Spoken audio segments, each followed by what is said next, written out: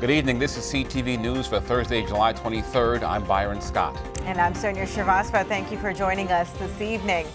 Well, they have a list of demands, and today they took them to Annapolis along with signs and chants. Our Denise Douglas has the details on the rally as activists call for police reform.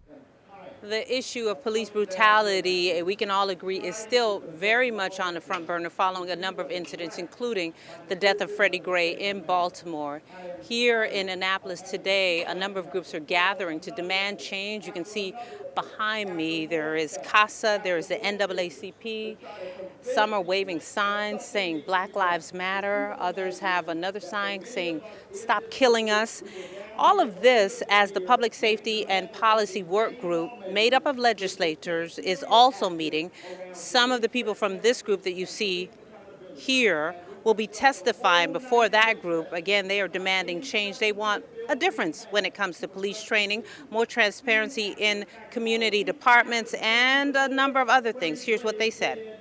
We want to make sure that when they have situations where they actually have evidence to show that the police have used abuse of power, that consequences come and an immediate investigation is done and disciplinary action is taken against those officers.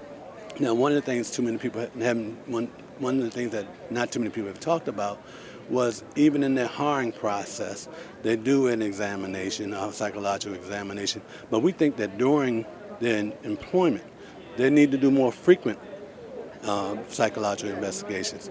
Why? Because the stress of the job. So we actually began working on this issue when we began working on issues of immigration and police working together in terms of enforcement. And what we noticed as we were doing that work and pushing policies to separate those two lines is that frequently the cause that resulted in someone being deported was in fact racial profiling. It was racial profiling while driving, and sometimes in those incidents there were further evidence of police abuse or police misconduct. So this is not a new issue to the Latino community either, and that's why CASA is so invested in this issue together with our African American brothers and sisters.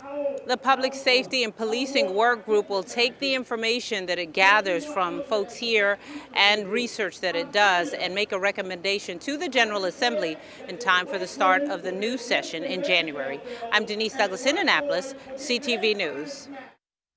About 50 people turned out for today's rally. And you know that saying, location, location, location? Well, County Executive Rushern Baker would like to change the location of a number of government offices from Upper Marlboro to Largo. The county recently purchased this building at 1301 McCormick Drive. The county executive hopes to relocate much of the executive branch into the facility. Some members of council have expressed some reservations about the move, but Baker says it's part of his downtown Largo strategy. With the hospital coming into Largo, with office buildings around there, we really want to turn that into a downtown area. So if you think of Silver Spring or Rockville and places like that, and that's what it's going to be. So we purchased it with, one, getting the county out of leases around this county. And so we're going to move government offices there. The determination of which government office will go there has not been made. And Baker says renovations on the building could be completed by 2017. The Federal Transit Administration officials hold another meeting this morning on Metro Rail safety. Officials told WMATA board members that the agency is not complying with its own safety program and that employees are not trained well enough to do their jobs and deal with emergencies. There have been several hearings on Capitol Hill on the issue. Recently, officials announced a new fire liaison position, which will serve as a communicator between WMATA, Rail Operations Control Center, employees, and local fire departments. And investigators recover a vehicle they say was used in the deadly shooting that killed one Capitol Heights security guard and wounded another. The car is a 2012 black Dodge Charger found by detectives Sunday at around 10 a.m. on 45th Street in Northeast D.C. near Kenilworth Gardens. 26-year-old Adrian Carnard of D.C. was fatally shot while sitting in a parked car at the Central Gardens apartment in Capitol Heights. Police say the Charger was reported stolen. Anyone with any information is asked to call Crime Solvers at 1-866-411-TIPS. Well, the new school year is only weeks away and the county is still recruiting new teachers. An employment fair was held earlier at Henry Wise High School in Upper Marlboro. Hundreds of educators from all over the nation were invited to attend. Last October, the Maryland State Department of Education released a report saying that Prince George's County had the fewest highly effective teachers. With this new wave of hires, the school system hopes to bring fresh talent committed to making a difference in the classroom.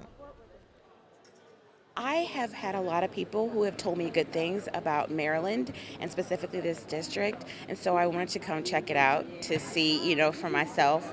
So when I came this morning, everything was very organized and they were all very helpful. We try to make sure that we have teachers who are highly qualified and credentials in the areas to teach our youngsters. We're also making sure that we're targeting and getting the best fit for our educators in our schools. So for example, if someone has experience, let's say from New York City, then we know that we can perhaps have them directed to some of our schools who have populations that are similar to schools that may be in the 5 boroughs of New York. Now, another teacher recruitment fair will be held next Thursday, July 30th, also at Wise High School. And you are watching CTV News. I'm Sonia Srivastava. And I'm Byron Scott. Coming